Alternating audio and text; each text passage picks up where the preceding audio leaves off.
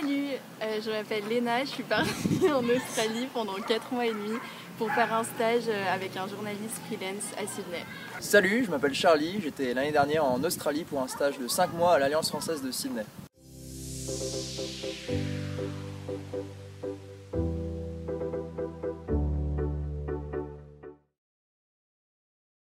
Je dirais que 6 mois c'est suffisant pour découvrir la culture et le pays. Après c'est vrai qu'à la fin de notre semestre on était un peu frustrés de ne pas rester plus, donc je pense que ça dépend de si l'expérience se passe bien ou pas. Ça dépend comment on l'aborde, si pendant cette année on a envie de vraiment découvrir 2 pays différents ou justement exploiter à fond tout ce qui peut être proposé dans le pays, parce que l'Australie c'est immense, il y a plein de villes à découvrir. C'est vrai qu'on nous pose des questions, pas pour moi parce que je vais pas faire un road trip à la fin, mais est-ce que tu es allé là, bah non, c'est vrai qu'en 5 mois on n'a pas trop le temps de tout faire, mais il y a quand même bien le temps pour bien exploiter une ville et ses alentours. Alors du coup le coût de la vie à Sydney en tout cas il est vraiment super élevé. Par exemple pour le logement, nous on était 2 dans une chambre avec Adé du coup qui est parti avec moi et ça revenait plus cher qu'un appart seul ici à Aix.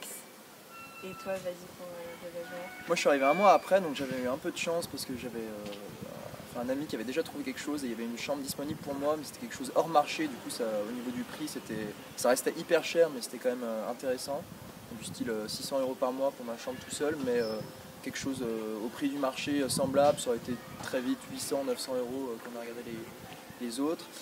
Pour trouver un logement, c'est plus facile qu'en France, il n'y a pas vraiment besoin d'enchaîner les visites, c'est quelque chose, ça se paye à la semaine, on arrive comme ça, on peut se faire aussi vite virer qu'on se fait prendre. Il n'y a pas besoin de papiers spéciaux, voilà. Juste t'arrives et tu peux emménager le jour même limite.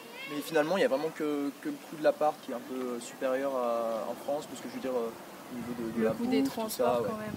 Ouais, c'est vrai. Les transports sont chers. Mais le reste ça va. Et après pour trouver des logements aussi on peut se refiler les bons plans. Par exemple nous on était dans une grande maison avec 17 personnes et c'était la maison où étaient d'autres gens de Sciences Po l'année d'avant du coup. Mais c'était une surprise ça pour le coup. Ouais. C'était même pas un plan refilé, ouais, c'était une grosse surprise sur le frigo. Ouais. Une photo de gars de Sciences Po avant. Énorme. Ça s'est jamais vraiment passé finalement l'intégration avec les Australiens.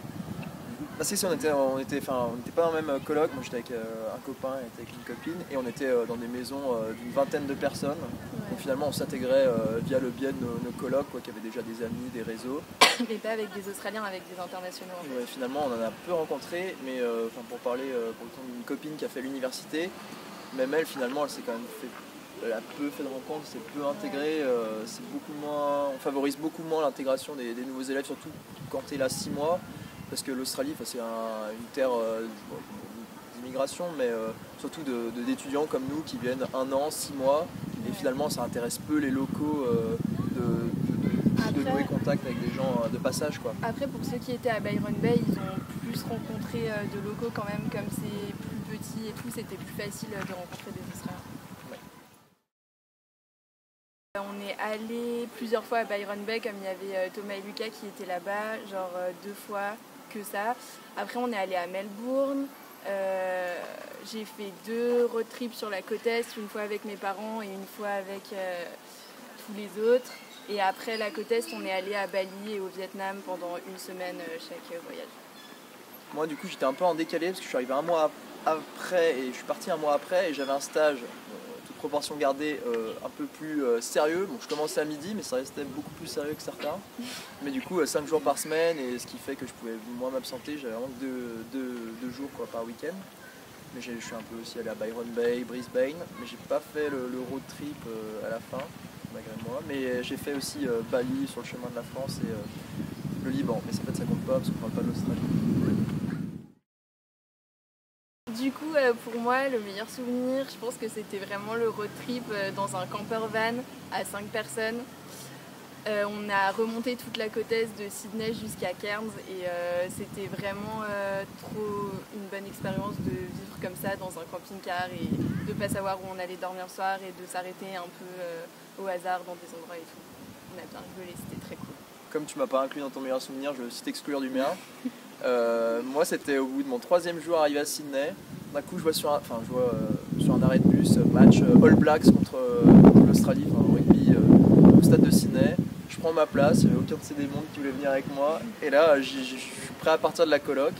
Et je croise un des 19 colocs qui fait Hey mate, how are you? Et puis je lui parle du stade, il me fait mais je viens, il prend sa place, et 90 balles et on y va. Et c'était le haka en live et tout, enfin, truc de malade quoi. Alors moi du coup je faisais du babysitting pour gagner de l'argent comme mon stage me prenait pas énormément de temps. Et je devais emmener les enfants au tennis en voiture, donc je devais conduire la voiture des parents et tout.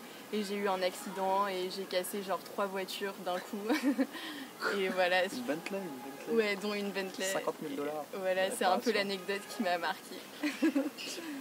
Un jour je me réveille et on avait sur notre frigo il faut savoir que la vie sauvage est un peu hostile en Australie. Par exemple, sur notre frigo, on avait une classification des araignées avec alors, celle-là, elle te pique, tu meurs en 3 heures. Celle-là, elle te pique, tu meurs sur l'instant. Celle-là, tu as 2 jours pour aller à l'hôpital. Et donc, il y avait 2-3 qui te piquent, elle te tue. Et puis, je m'étais réveillé sur ma couette, il y avait cette araignée qui te pique, elle te tue. Elle était là, elle se promenait. Et quelques jours après, pareil, sous la douche, hop, elle se baladait entre mes pieds. C'était mal, c'était exotique. Bah, allez-y parce que c'est trop cool déjà. Financièrement, il faut quand même être assuré. Typiquement, avant de partir sur le territoire, il faut avoir 5 000 $ sur ton compte bancaire. Ouais. Donc c'est sûr que c'est pas non plus tout le monde qui peut se le permettre. Par Mais exemple, typiquement, je fais un emprunt. Ils ne vérifient pas, mais il vaut mieux quoi. Ouais. Sinon, tu arrives, tu te prends très vite une claque. Ouais. Après, on peut facilement trouver un emploi étudiant si on est disponible, si tu fais un stage qui prend pas trop de temps, si la fac, pareil. Voilà, ça se fait quoi. À Sydney, on n'en a presque pas vu parce que dans la ville, non, il y a juste des énormes rats, en fait, plus que des serpents ou des araignées. Enfin, il y a quelques araignées, mais pas beaucoup. Et après, par contre, quand on était en road trip, dans la nature, on a quand même vu genre serpents, araignées et tout, mais enfin, ça va, genre, c'est pas si dangereux qu'on le dit. Bon, à part les araignées mortelles qui traînent autour de tes pieds ou quoi, ça va. Mais même, c'est marrant, t'es sur ta terrasse et tu vois des sortes de lémuriens. Ouais, des possums. Alors que t'es vraiment dans une ville. Ouais, ça c'est un peu dégueu. Comme si t'étais à Paris, que t'avais un lémurien sur ta terrasse, quoi. Puis ouais, vraiment, des rats de partout, t'es dans les fougères, tu pisses un coup. Oh, mais il y a un rat qui passe entre tes jambes, il te gratte un coup la jambe. Quoi d'autre? Et non, ouais, c'est vrai que dans les villes, c'est peu, mais typiquement sur les grandes autoroutes, c'est vraiment des cimetières à animaux. Les Australiens ils s'achètent des kangourous morts sur les côtés. Ils s'achètent des voitures avec des pare-buffles et vraiment leur truc c'est ils tuent même les dromadaires parce qu'il y a des dromadaires ou des chiens. 3 postes là-bas si tu veux. Et ouais vraiment c'est assez sauvage. Et puis même les kangourous, on a cette image trop mignonne. Ils sont super méchants. Ouais. Première chose, on est allé voir une réserve naturelle et on sort du minibus. Il y a un kangourou comme ça qui se dressait, qui gonflait les pecs et tout. Ils voulaient trop nous attaquer et tout. Et puis ils se mettent sur leur queue, ils donnent des énormes coups de griffes toxiques. Là, ouais, en vrai, ils peuvent être super méchants et super dangereux. Et ça, on pense pas forcément. Et là, on est là, pipi. Ouais.